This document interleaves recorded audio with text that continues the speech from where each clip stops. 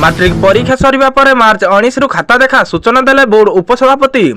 Matric ପରୀକ୍ଷା ସରିବା ପରେ ମାର୍ଚ୍ଚ 19 ତାରିଖରୁ ଆରମ୍ଭ ହେବ ଖାତା ଦେଖା। ପ୍ରାୟ 13 ଦିନ ଧରି ଚାଲିବ ଏହି ଖାତା ଦେଖା ପ୍ରକ୍ରିୟା। ଛାତ୍ରଛାତ୍ରୀଙ୍କ ଖାତା ମୂଲ୍ୟାଙ୍କନ ପରେ ରେଜଲ୍ଟ ବାହାରିବ ବୋଲି ବୋର୍ଡ ଉପସଭାପତି ନିହାର ମହାନ୍ତି କହିଛନ୍ତି। ମାଟ୍ରିକ ପରୀକ୍ଷା ପୂର୍ବରୁ ବୋର୍ଡରେ ପ୍ରେସ୍ ମିଟ୍ ଫେବୃଆରୀ 21 ତାରିଖରୁ ମାର୍ଚ୍ଚ 6 ତାରିଖ ପର୍ଯ୍ୟନ୍ତ ମାଟ୍ରିକ ପରୀକ୍ଷା ଚାଲିବ ବୋଲି ବିଏସ୍ସି ସଭାପତି ଶ୍ରୀକାନ୍ତ ତରାଇ ପ୍ରେସ୍ ମିଟ୍ରେ ସୂଚନା ଦେଇଛନ୍ତି। ସେ ପ୍ରଶ୍ନପତ୍ର ଲିକ୍ ପ୍ରସଙ୍ଗକୁ ନେଇ ମଧ୍ୟ ଆଲୋଚନା କରିଛନ୍ତି। ସେ କହିଛନ୍ତି ଯେ ଚଳିତ ବର୍ଷ ପ୍ରଶ୍ନପତ୍ର ଭାଇରାଲ ନ ହେବା ପାଇଁ କଡ଼ା ପଦକ୍ଷେପ ନିଆଯାଇଛି। ପ୍ରତି ପ୍ରଶ୍ନପତ୍ରରେ ସିରିଏଲ ନମ୍ବର ରହିବ। ଯଦି ଭାଇରାଲ ହୁଏ ଏଥିରୁ ଜଣାପଡ଼ିଯିବ। 3133 କେନ୍ଦ୍ରରେ ହେବ ମାଟ୍ରିକ ପରୀକ୍ଷା। ପ୍ରତି ଜିଲ୍ଲାରେ ରହିବ ଗୋଟିଏ ଗୋଟିଏ ନୋଡାଲ ସେଣ୍ଟର। 12 ତାରିଖରୁ କେନ୍ଦ୍ରକୁ ପଠାଯିବ ପ୍ରଶ୍ନପତ୍ର। 19 ତାରିଖ ସୁଦ୍ଧା ସବୁ କେନ୍ଦ୍ରରେ ପହଞ୍ଚିବ ପ୍ରଶ୍ନପତ୍ର।